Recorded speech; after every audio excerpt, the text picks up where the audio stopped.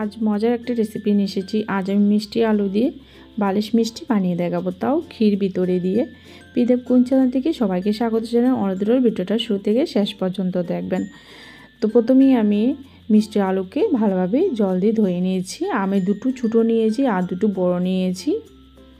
তো ভালোভাবে ধুয়ে নিয়েছি, বড়গুলোকে আমি কেটে নিচ্ছি। তো কাটা আমার হয়ে গেছে, আর ছোটোগুলোকে আমি আস্তায় রেখে দিয়েছি। এবার জল দিয়ে আমি রেখে দেব। প্রথমেই আমি ক্ষীরটাকে রেডি করে নেব। তো প্রথমে আমি জল দিয়ে দিয়েছি।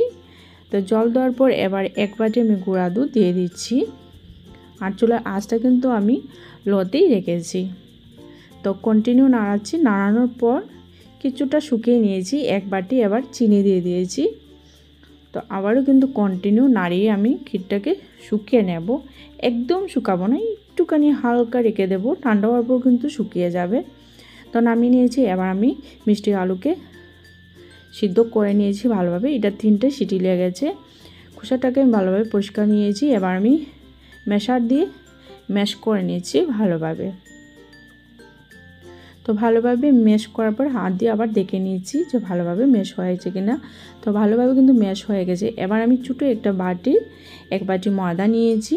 তো ময়দা আমি ঢেলে দিয়েছি। আমি পুরো বাটিটা দেয়নি, কিছুটা রেখে দিয়েছি। এবার ভালোভাবে মিক্সড করে নিচ্ছি।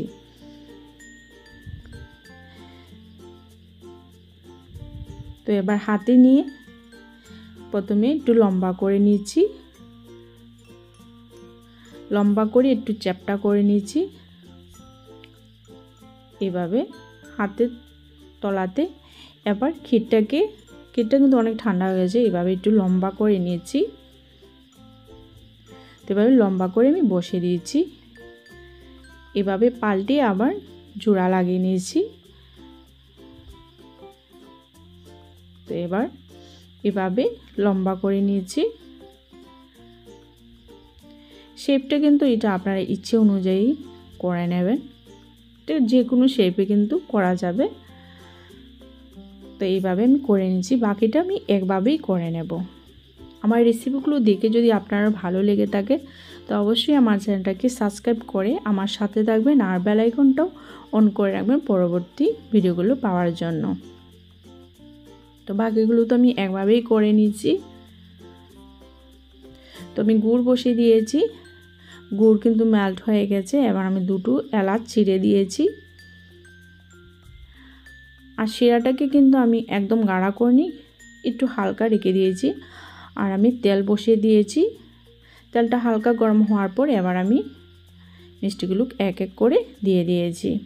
এবার চুলার আঁচটা কম দিয়ে আমি লাল করে ভেজে নেব। এবার আমি পাল্টিয়ে নিয়েছি। এটা কিন্তু চিনি শিরা দিয়ে করা যাবে। তো আমি গুড় দিয়ে করে নিলাম।